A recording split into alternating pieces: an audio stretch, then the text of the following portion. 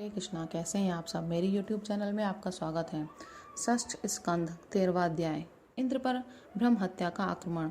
श्री सुखदेव जी कहते हैं, महादानी परीक्षित, वृत्रासुर की मृत्यु से इंद्र के अतिरिक्त तीनों लोक और लोकपाल तत्क्षण परम प्रसन्न हो गए। उनका भय, उनकी चिंता जाती रही। युद्ध समाप्त होने पर देवता, ऋषि, पितर, भूत, दैत्य और देवताओं के अनुचर गंधर्व आदि इंद्र से बिना पूछे ही अपने अपने लोक को लौट गए। इसके पश्चात ब्रह्मा, शंकर और इंद्र आदि भी चले गए।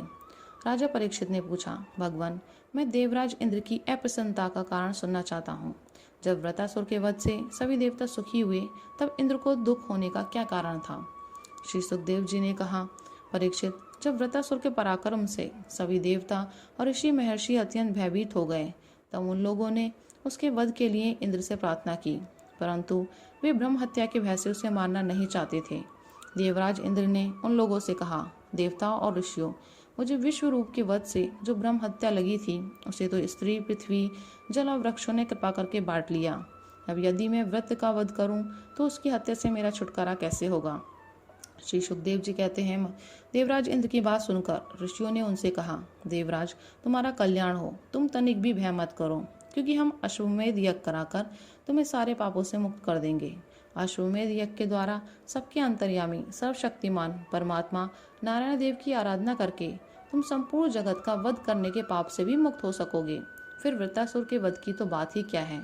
देवराज, भगवान के नाम कीर्तन मात्र से ही ब्राह्मण, पिता, गौ, माता, आचार्य आदि की हत्या करने वाले महापापी, कुत्ते का मांस खाने वाले चांडाल और कसाई भी शुद्ध हो जाते हैं। हम लोग अश्वमेध नामक महायज्ञ का अनुष्ठान करेंगे।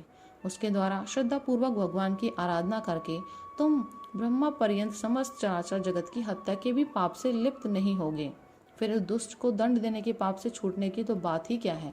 श्री सुखदेव जी कहते हैं, परीक्षित, इस प्रकार ब्राह्मणों से प्रेरणा प्राप्त करके देवराज इंद्र ने वृत्रासुर का वध किया था।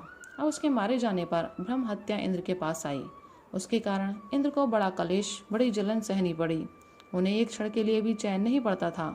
सच है, जब किसी संकोची सज्जन पर कलंक लग जाता है, तब उसके धैर्य आदि गुण भी उसे सुखी नहीं कर पाते। देवराज इंद्र ने देखा कि ब्रह्म हत्या साक्षात चांडाली के समान उनके पीछे पीछे दौड़ी आ रही है।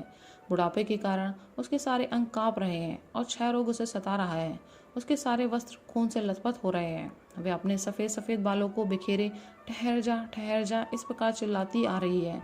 उसके श्वास के साथ मछली की सी दुर्गंध आ रही है, जिसके कारण मार्ग भी दूषित होता जा रहा है। राजन, देवराज इंद्र उसके भय से दिशाओं और आकाश में भागते फिरे। अंत में कहीं भी शरण न मिलने के कारण उन्होंने पूर्व और उत्तर के कोने में स्थित मानसरोवर में शीघ्रता से प्रवेश किया। देवराज इंद्र मानसरोवर के कमल नाल के तंतुओं में 1000 वर्षों तक छिपकर निवास करते रहे और सोचते रहे कि ब्रह्म हत्या से मेरा छुटकारा कैसे होगा। इतने दिनों तक उन्हें भोजन के लिए किसी प्रकार की सामग्री न मिल सकी, क्योंकि वे अग्नि देवता के मुख से भोजन करते हैं और अग्नि देवता जल के भीतर कमल तंतुओं में जा नहीं सकते थे। जब तक देवराज इंद्र कमल तंतु में रहे, तब तक अपनी विद्या, तपस्या और योग बल के प्रभाव से राजा नहुष स्वर्ग का शासन करते रहे। परंतु जब उन्होंने संपत्ति और ऐश्वर्य के मद से अंधे होकर इंद्र पत्नी शची के साथ अनाचार करना चाहा, तब शची ने उनसे ऋषियों का अपराध करवाकर उन्हें शाप दिला दिया, जिससे वे साप हो गए। तदनंतर जब सत्य के परम पोषक भगवान का ध्यान करने से इंद्र के पाप नष्ट प्राय हो गए, तब ब्राह्मणों के बुलवाने पर वे पुनः स्वर्गलोक में गए। कमल वन विहारिणी विष्णु पत्नी लक्ष्मी जी इंद्र की रक्षा कर रही थीं और पूर्वोत्तर दिशा के अधिपति रुद्र ने पाप को पहले ही निस्तेज कर दिया था, जिससे वह इंद्र पर आक्रमण नहीं कर सका।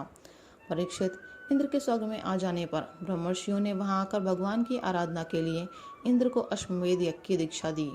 उनसे अश्वमेध यज्ञ कराया। जब वेदवादी ऋषियों ने उनसे अश्वमेध यज्ञ कराया तथा देवराज इंद्र ने उस यज्ञ के द्वारा सर्वदेव स्वरूप पुरुषोत्तम भगवान की आराधना की, तब भगवान की आराधना के प्रभाव से वृत्रासुर के वध की वे बहुत बड़ी पाप राशि इस प्रकार भस्म हो गई, जैसे सूर्योदय से कोहरे का नाश हो जाता है।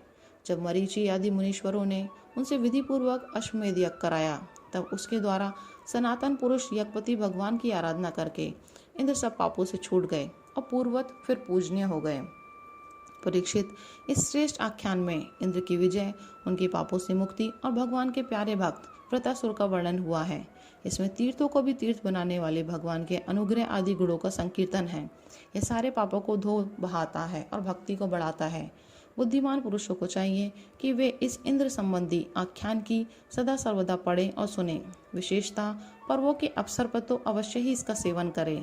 यह धन और यश को बढ़ाता है, सारे पापों से छुड़ाता है, शत्रु पर विजय प्राप्त कराता है तथा आयु और मंगल की अभिवृद्धि करता है। हरे कृष्णा।